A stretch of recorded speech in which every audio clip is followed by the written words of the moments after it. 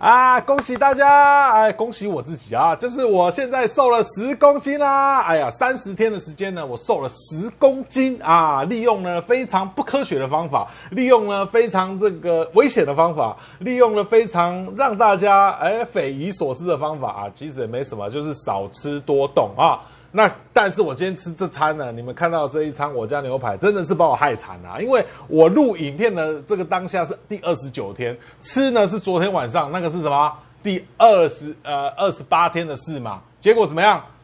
我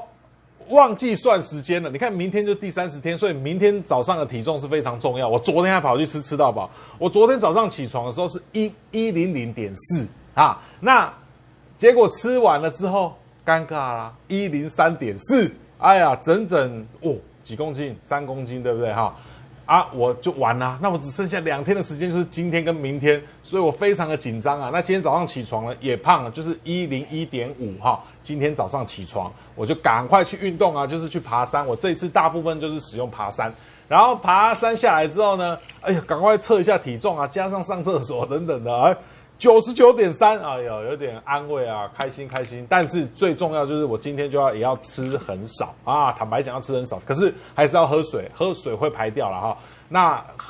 吃很少之后呢，明天早上呢就是要抓紧啊，第30天嘛，看能不能够出现99.9哈，就是要满足我们30天瘦了10公斤的这一项使命，好不好啊？使命要给它必达啦啊，那。这一集呢，最主要就是看我吃我家牛排的过程当中呢，那我跟大家分享我这30天发生了什么事情啊。不过呢，要继续讲之前呢，我一定要先跟大家讲哈，这个呢只是我个人的经历，不关乎什么论文啊、学说啦、做什么科学减重啊、减脂啊、增肌啊，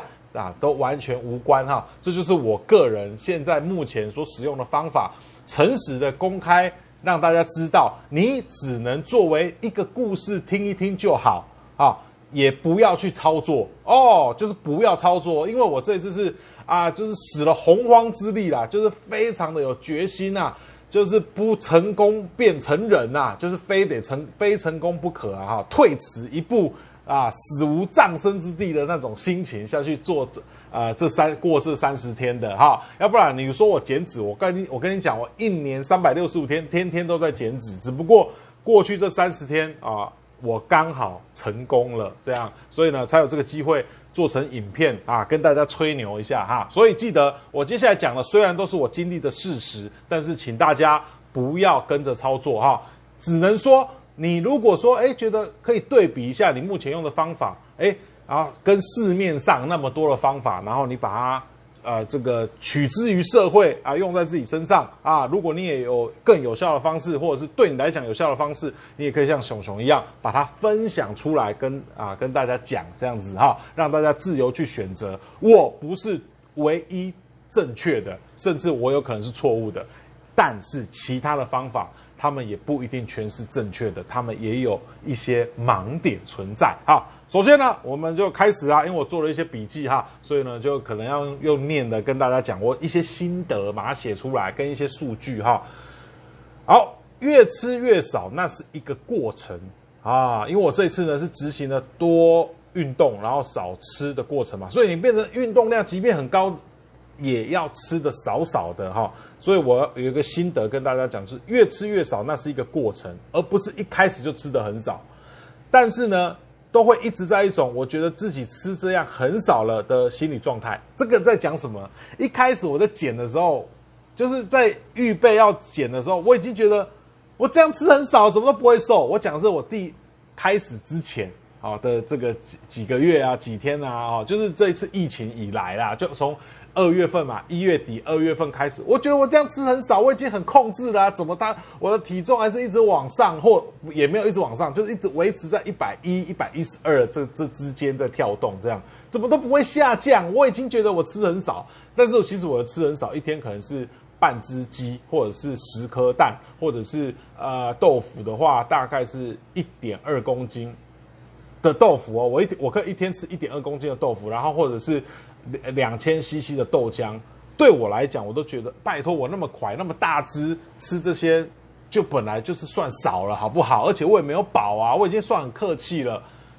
啊，就是这样的心态导致我其实一直没有办法有改变体重，甚至我也不敢量体重，那体态就没有办法改变，只好一直说服自己合理化自己目前的状态，这其实都是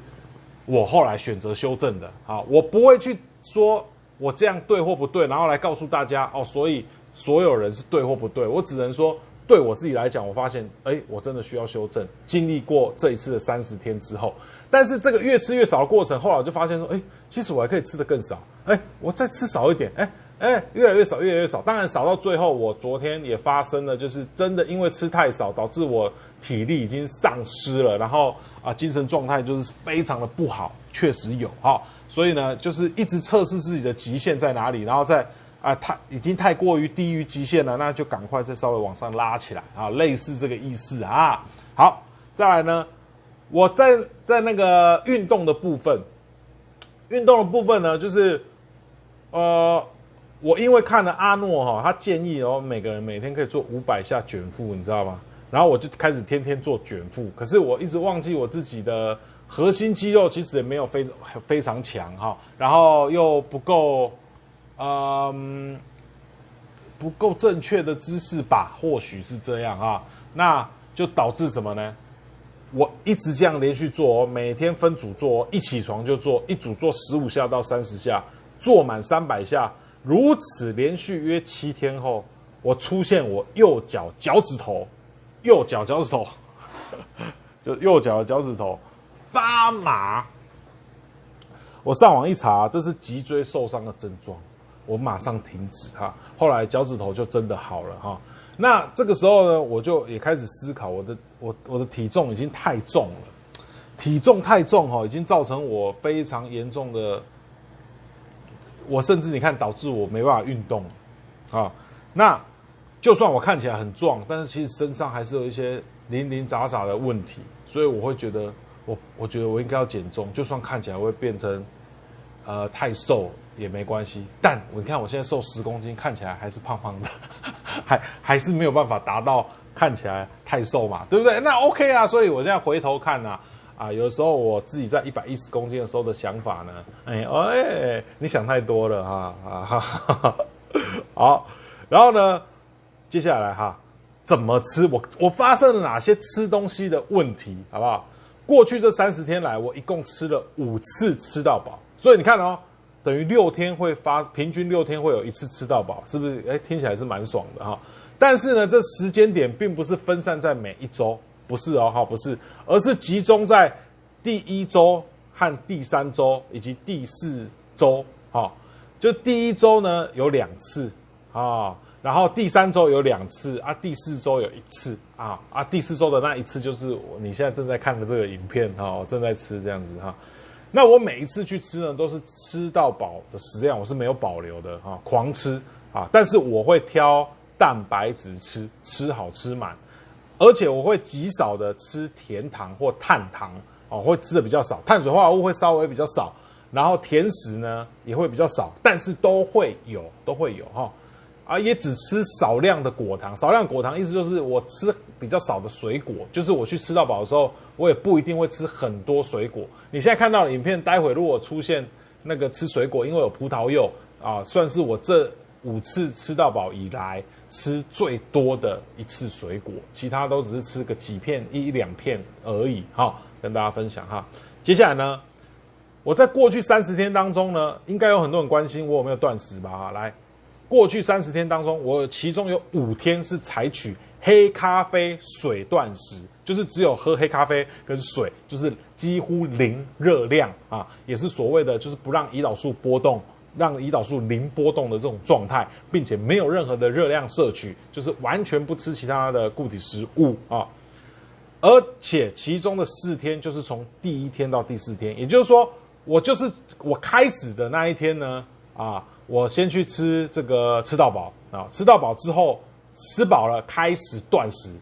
一共呢断了整整90个小时，到了第4天嘛这样你知道我意思整整超过了3天半。那我一开始的体重是110公斤嘛，最后我断食了3天半，体重从110公斤降到几公斤，你知道吗？降到108.3。我断食了3天半4天哦，完全没吃哦，然后只降了1.7公斤。可是这有什么问题，你知道吗？因为我没运动。那4天断食的4天，我完全没运动，只有卷腹而已哈。其他家里的哑铃什么，因为我怕什么？因为我担心我当时的气力跟精神呢，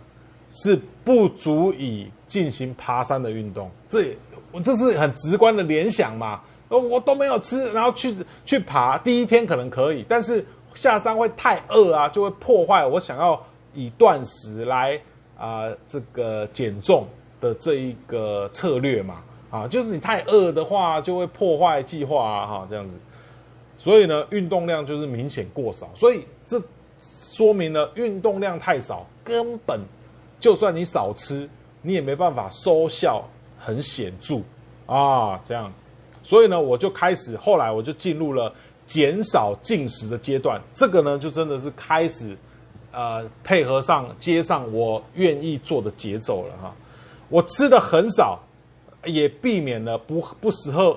合我的纯断食，就是我开始吃很少，但我不再断食了啊，我就完全没有在做断食这件事情了。但是我可能会真的吃的很少，可能就只有吃青菜啊，可能就只有吃一点点水果啊，这样在减食的期间啊，但是偶尔减食的时候，我也会吃一些大家可能觉得有一点，这是算不算犯规呢？就是我会喝我爸煮的绿豆汤啊，300-400 cc 啊，有颗粒的哦，我也是吃，那是碳水啊，也是糖啊，然后也会喝无糖可乐哦，但是就这样没了，我一整天就不会再吃了啊，一直到我觉得这个节奏符合，我可以去吃到饱的时候，我才去吃啊。OK， 所以呢，OK， 也就是说，我这一次的减重并不符合所谓的脂肪转换成酮体供给能量的那个理论啊，就是不是生酮饮食啊，然后也不是纯粹计算进食窗口的那个间歇性断食，也不是啊。那就是呢，我就是单纯以尽可能进行安全的爬山有氧运动，因为爬山可以符合你自己的节奏，快或慢啊，一步一步来啊，算是比较安全。那有氧节奏它是有氧运动，又可以让你很喘啊，心肺的非常大的活动嘛哈。然后搭配少量好消化的轻蔬食物啊，就是我这30天里面呢，我一共有13天是属于减少进食的少食日，所以呢，我并不是说只有吃很少的日子，以及吃到饱的日子，不是这样的哈。因为这个过程当中，我还去了哪里？过去这30天，我居然还环岛还环岛了7天。所以环岛这7天吃的方式肯定就是不太相同了哈。那来了，他就写了，其中呢有多达9天，这30天当中有多达9天，我是少量但是正常吃的日子，也就是说多吃了一点垃圾食物哈，小吃跟美食样样来啊，比如说夹心饼干啊、烧烤串烧、红豆饼、鸡排、煎包、池上便当整个鱼酥、铁蛋、虾饼、蛋糕卷、全脂肪大热拿大杯热的拿铁、千层酥、花莲薯、手工麻糬、泡面、卡兹虽然不是放胆的吃但是一整天的味道都会很丰富，不会无聊。但是也就是这9天是我的停滞期，是我的停滞期。所以我整整的这个我减重的过程一共30天嘛，我的前20天一共加起来只瘦了3公斤后来的20天后来的10天我才等于降了7公斤，所以身体一直在处于一种预备的状态，预备让我面对我要再进一步这样子那因为这一次的目标设定是减重是减低体重，是降低体重这是我这一次的